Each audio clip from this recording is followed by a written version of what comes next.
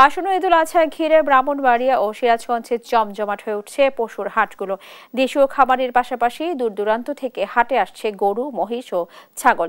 এ নিয়ে আরো জানাতে যুক্ত হচ্ছেন সহকর্মী মেহেদী নূর পরশ এবং শুভ কুমার ঘোষ। প্রথমে যাচ্ছি ব্রাহ্মণবাড়িয়ায়। পরশ, যেমনটি বলছিলাম, পশুর সরবরাহ, দাম এবং ক্রেতা বিক্রেতার উপস্থিতি কেমন দেখছেন, বিস্তারিত জানাবেন।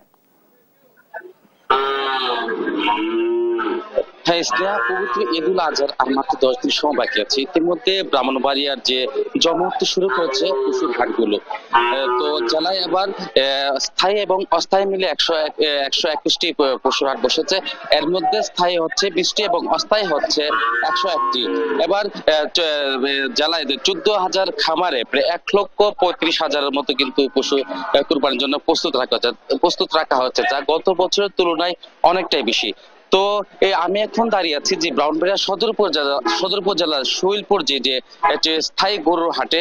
এখানে যে সকাল থেকে আমরা দেখতে পাচ্ছি যে সকাল ভোর রাত থেকে কিন্তু এখনো অব্দি মুষলধারে বৃষ্টি হচ্ছে, যার কারণে কিন্তু এখনো বাজার পুরোপুরি জমা উঠতে শুরু করেনি।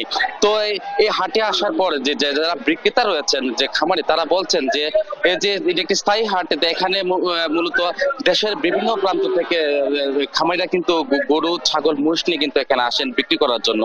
তো বেশ কয়েকজনের বিক্রেতার সাথে আমার কথা হয়েছে, তারা বলছেন যে তারা যে এবছর গরুর দাম যে মাঝারি থেকে যে বড় ধরনের যে গরু, এগুলোর দাম মোটামুটি অনেকটি বেশি যাচ্ছে।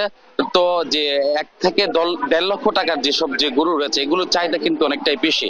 এছাড়া বড় ধরনের যে গরু রয়েছে 3 থেকে 4 লাখ, 5 লাখ, 6 লক্ষ টাকার যে গরু মহিষ রয়েছে, এগুলোর দাম কিন্তু মোটামুটি স্বাভাবিক পর্যায়ে রয়েছে।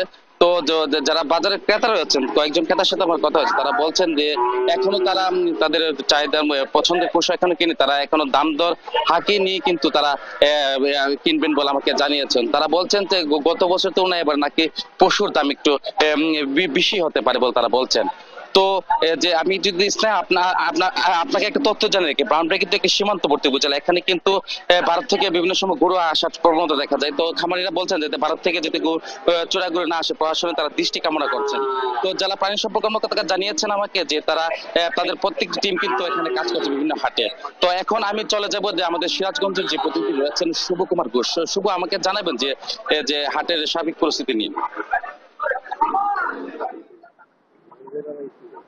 পরও সিরাজগঞ্জও কিন্তু জমতে শুরু করেছে আসলে পশুর হাট।